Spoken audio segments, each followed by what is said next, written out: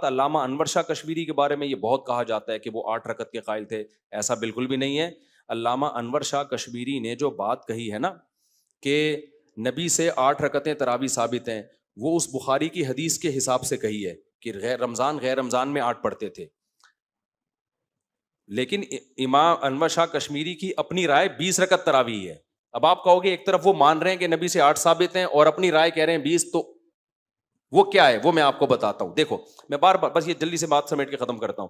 دیکھو ہم جب یہ کہتے ہیں, میں بار بار یہ بات مسئلہ بیان کرتا ہوں, شاید لوگ سمجھ نہیں پا رہے کہ نبی صلی اللہ علیہ وسلم نے عورتوں کو صفا مروہ پہ چلنے کا حکم دیا ہے. کہیں حدیث سے ثابت ہے؟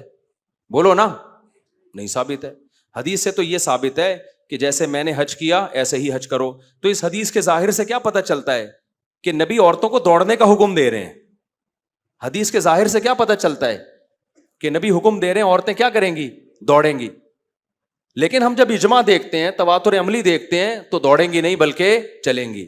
اب کوئی مجھ سے پوچھے, فرض کرو میں انور شاہ کشمیری ہوں, فرض کرو مجھ سے کوئی پوچھے کہ کیا نبی سے ثابت ہے کہ آپ نے عورتوں کو چلنے کا حکم دیا ہے, تو میں کہوں گا نہیں, نبی سے یہ ثابت نہیں ہے. نبی سے یہ ثابت نہیں, بلکہ نبی سے جو بات ثابت ہے وہ تو یہی ثابت ہے کہ جیسے میں نے حج کیا ایسے ہی حج کرو. تو اس کے ظاہر سے یہ پتہ چلتا ہے کہ میں دوڑا ہوں تو تم بھی دوڑو.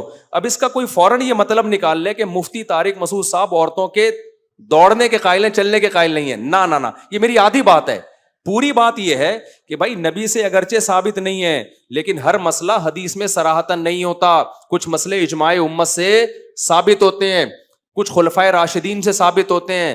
تو ہم یہ کہیں گے اسلاف کے عمل سے پتہ چلتا ہے کہ چلیں گی دوڑیں گی نہیں. اس سے پتہ چلتا ہے کہ نبی کے دور میں بھی چلتی تھیں دوڑتی تھی نہیں. تو نبی سے صراحتاً ثابت نہیں ہے, دلالتاً ثابت ہے.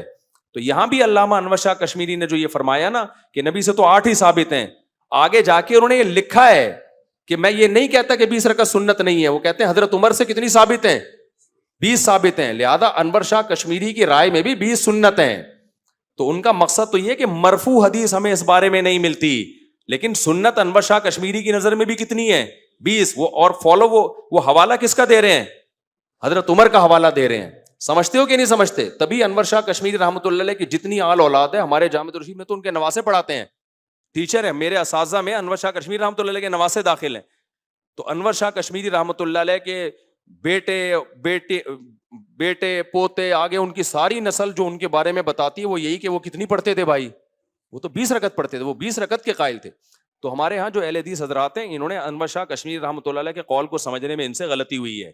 سمجھتے ہو کہ نہیں سمجھتے؟ وہ اس طرح آدھی بات پیش کی جاتی ہے. پوری بات یہی ہے کہ وہ اصل میں یہ بتانا چاہ رہے ہیں کہ نبی سے ثابت نہیں ہے اس بارے میں کتنی رکعتیں, لیکن چونکہ عمر سے ثابت ہیں تو لہذا سنت کتنی ہے؟ وہ 20 رکعتیں ہیں, کیونکہ حضرت عمر بدعتی نہیں ہو سکتے. سمجھتے